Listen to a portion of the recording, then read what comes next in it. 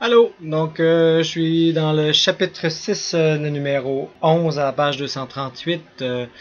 On vous dit comme suit une tige cylindrique de silicium à une longueur de 1 cm et un rayon de 2 mm. Et quel est le courant lorsqu'on applique une différence de potentiel de 120 volts? Donc on veut savoir le courant lorsqu'on a ça. Donc pour pouvoir trouver le courant, la première relation mathématique qu'on a, c'est la loi de Ohm. Donc delta V est égal à R fois I, ou différence de potentiel, si vous aimez mieux, est égale à R fois I. Et on sait que la résistance, l'autre notion qu'on avait vue, c'était ρ L sur A, ρ étant la résistivité du matériau, L la longueur et A l'aire de la section. Donc avec le 2 mm, on peut trouver l'aire de la section, la longueur on a 1 cm, et ça on trouve dans le Benson, à la page de 2.1. Donc c'est un peu comme ça, je vais procéder par trouver la résistance pour ensuite trouver le courant, ou je pourrais isoler aussi puis trouver une formule générale. Donc allons-y en deux étapes. Donc pour trouver la résistance, je vais commencer par aller à la page 2.2.1. La résistivité du silicium est de 2200 ohms fois mètre. Résistivité, excusez, j'ai mal écrit.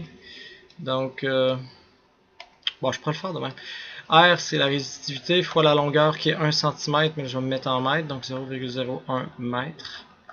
Bon, je suis en train de reproduire la formule ici, là. Ça. Et je vais diviser par l'heure de section, donc pi r carré tout simplement, donc pi fois 2 mm, donc 0,002 au carré. Ce qui va me donner la résistance en mètres, puisque ça, ce sont des mètres carrés. Donc, mètres carrés vont s'éliminer, ils vont rester des ohms. Donc, 2200 fois 0.01 divisé par pi et divisé par 0.02, mais au carré, excusez, 0.02. Divisé par 0.002, mais au carré.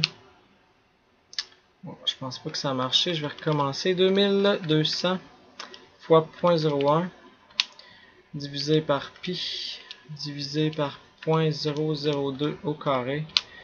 Oh, c'est 1 750 704 blablabla ohm. Donc je pense qu'on a assez de chiffres significatifs.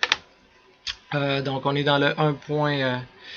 Oui, kilo million de ohms, donc on est à 1,75 million de ohms, une grosse résistance.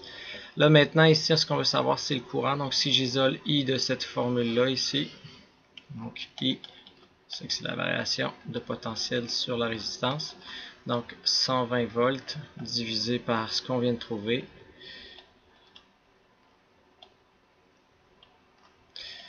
Donc moi j'ai encore la réponse sur ma calculatrice, je vais simplement l'inverser, donc 1 sur, et je vais multiplier par 120. Ce qui me fait un courant extrêmement petit de 0,1, 2, 3, 4 0, 6, 8, 5, 4, 4 ampères. Donc vous voyez là ici 1, 2, 3. Donc ici je vais être en milli. 1, 2, 3, ici je vais être en micro. Donc 68,5 microampères. Donc micro c'est comme le petit signe, 10-6. Donc ça ressemble à ça.